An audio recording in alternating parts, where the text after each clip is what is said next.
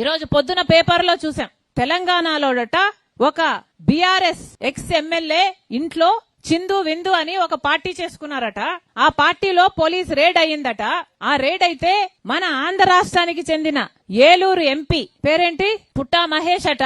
పుట్టా మహేష్ అనేవాడు కూడా ఆ పార్టీలో డ్రగ్స్ తీసుకుంటున్నాడట.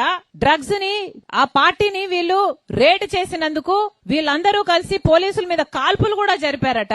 అయినా సరే పోలీసులు వీళ్ళందరినీ అరెస్ట్ చేసి డ్రగ్ టెస్ట్ చేపిస్తే ఈ పుట్టా మహేష్ అనే ఏలూరు ఎంపీ కొకేన్ పాజిటివ్ గా టెస్ట్ అయిందట. అంటే ఈయన డ్రగ్స్ తీసుకున్నట్టుగా పాజిటివ్ రిజల్ట్ వచ్చింది. ఎంత అన్యాయం అంటే ఒక రాజ్యాంగబద్ధమైన ఒక ఎంపీ పోస్టులో ఉన్న ఒక ఎంపీ పార్లమెంట్ జరుగుతుండగా పక్క ఢిల్లీలో పార్లమెంట్ జరుగుతుంది. ఒక ఎంపీ డ్రగ్స్ తీసుకుంటూ పట్టుబడ్డాడు. ఇది ఎంత సిగ్గుచేటు. ఒక కాన్స్టిట్యూషనల్ పోస్ట్ లో ఉన్న వ్యక్తి ఎంత ఇర్రెస్పాన్సిబుల్ గా డ్రగ్స్ తీసుకుంటూ పట్టుబడితే ఏ యాక్షన్ ఉండద్దా? సమాజానికి ఏం మెసేజ్ పంపిస్తున్నాం? మన బిడ్డలకి డ్రగ్స్ తీసుకోండి అని ఇంకా ఎంకరేజ్ చేసినట్టు కాదా? ఏ యాక్షన్ లేకపోతే అసలు ఏలూరు ప్రజలు ఓట్లేసి గెలిపించారే ఆ ఎంపీని, మరి వాళ్ళకి ఏం సమాధానం చెప్తాడు? ఆయన ముఖం ఎక్కడ పెట్టుకుంటాడు? ఆలోచన చేసుకోవాల్సిన అవసరం ఉంది. ఈ ఎంపీని వెంటనే ఎంపీ పదవి నుంచి డిస్క్వాలిఫై చేయాలని కాంగ్రెస్ పార్టీ గట్టిగా డిమాండ్ చేస్తుంది.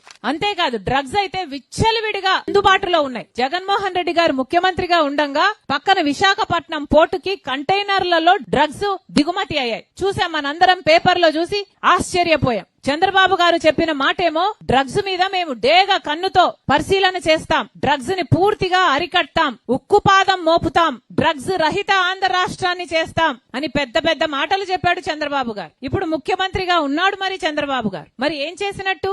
ఆయన సొంత ఎంపీఏ డ్రగ్స్ తీసుకొని పట్టుబడితే మరి చంద్రబాబు గారు ఏం యాక్షన్ తీసుకుంటారో చూద్దాం. చంద్రబాబు గారు ఈ మనిషిని సస్పెండ్ చేయడమే కాదు, ఎంపీగా తీసేయడమే కాదు, అసలు పార్టీ సభ్యత్వం కూడా రద్దు చేయాలని కాంగ్రెస్ పార్టీ డిమాండ్ చేస్తుంది.